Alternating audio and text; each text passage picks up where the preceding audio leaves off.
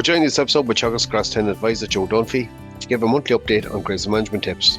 In the episode, we cover current grass growth rates and average farm coverage right across the country. We look at some of the key grazing targets and how to maintain sward quality over the coming weeks and what impact that might have. We also discuss fertiliser recommendations for second cut silage and the importance of replenishing offtakes. Joe also offers us tips on managing newly reseeded paddocks over the coming weeks. We look at the figures there from pasture base at the minute, and we're seeing on the dry stock side of the house average farm covers of around 840 there at the minute. Days ahead grass about 22, so loads of grass on farms.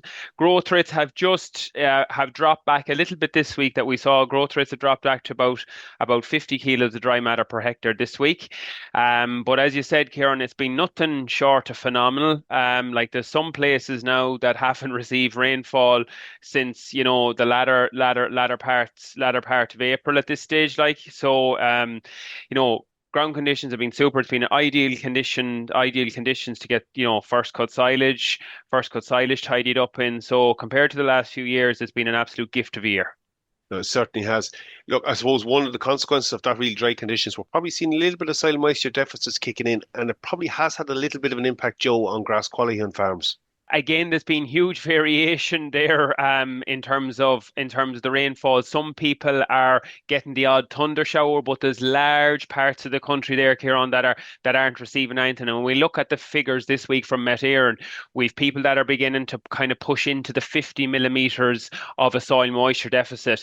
And I suppose from a grass grow point of view, when we go over 30 millimetres of soil moisture deficit, we start to experience a drop in growth rates. But when we go over 50, that's when that grass growth drop becomes to be more extreme. So we're kind of beginning to come into that period now at the minute.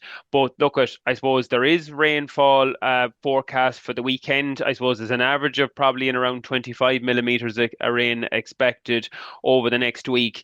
Across the country. Now, we know that this will be variable by the time it ends up, but hopefully that this will go to some extent to relieve some of the pressure, particularly in the drier areas of the country.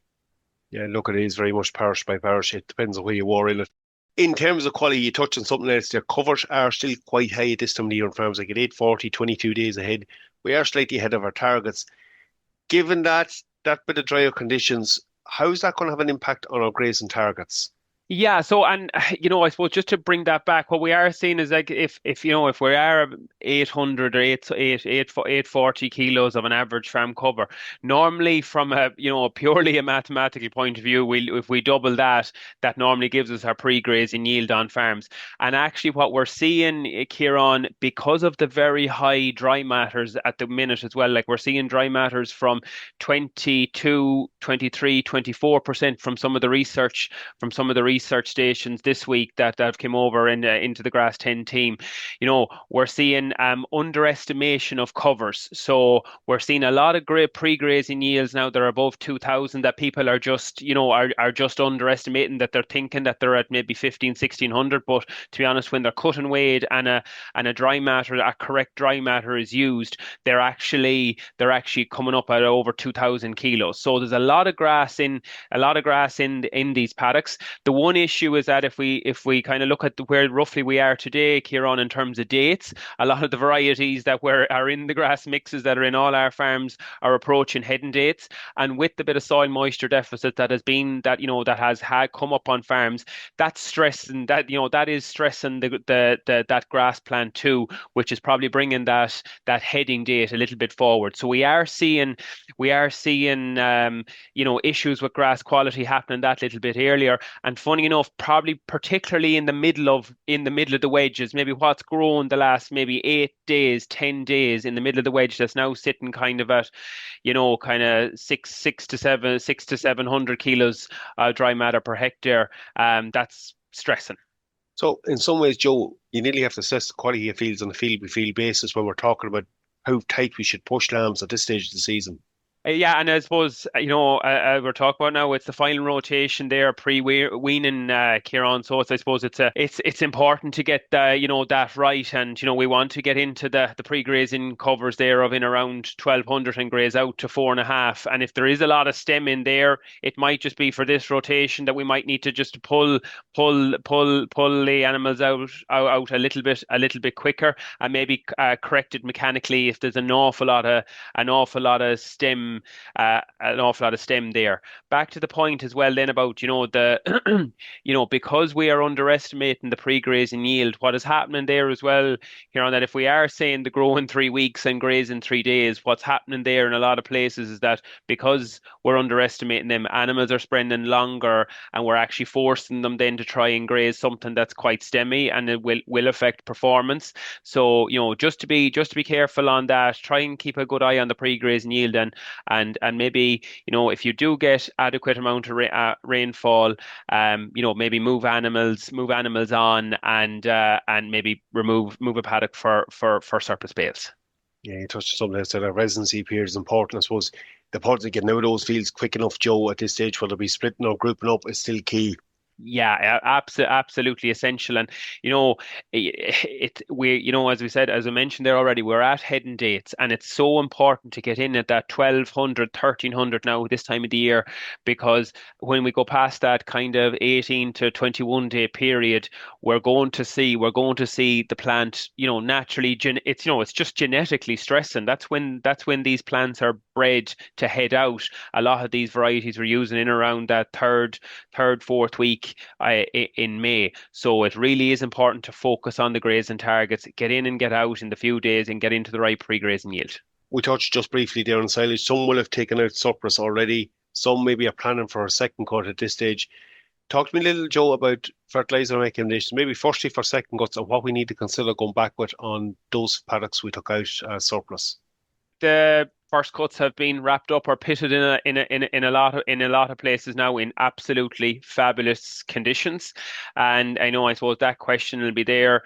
Although we've had a quite a good spring, we only have to remember back to 12 or 14 months ago, when we had still very poor weather, a lot of supplement having to go in, a lot of silage being fed on a lot of farms, and so it's important to kind of assess where you are in terms of winter feed supply after that first cut, and fertilize ground correctly for a second crop silage. So again, very, very important to consider where your allowance is, but we will be aiming at for somewhere in around a 3 ton per hectare crop of second cut silage. That'd be 6 ton per acre fresh. We'll be talking somewhere in around 60 units altogether of nitrogen for that crop. So, things are quite dry on farm at the minute. Some people are going with dilute slurry, and Kieran, just want to highlight that dilute piece. I think it's extremely important when things are so dry on farms. If people are traveling with slurry, maybe it didn't get out early on in the year, it must be dilute to go out now in the dry conditions, because the rainfall amounts may be hit and miss in different areas throughout the country. So now also some people aren't going with slurry in this rotation, so it is important that we do need to balance the P and K requirements that are there. So a product like 0730, if no slurry has been received, can fill that gap. Alternatively, if it got a good amount of cattle slurry for first cut, we could probably skip it now and apply after second cut, and just apply a product likes of a 38+7 type product. Now it'll be in around 1.5 bags per acre, just over 1.5 bags per acre, which is going to satisfy the 60 units of nitrogen, and it'll also give us that 10 to 15 units of sulfur. It's also going to fill that requirement for us. It's important to look at that, has to be considered. Whereas quality was excellent, maybe quantity isn't just what we expect. So that balance that we need to start thinking about making that up now. Joe, probably the one other thing we've seen a lot of this year is reseeding.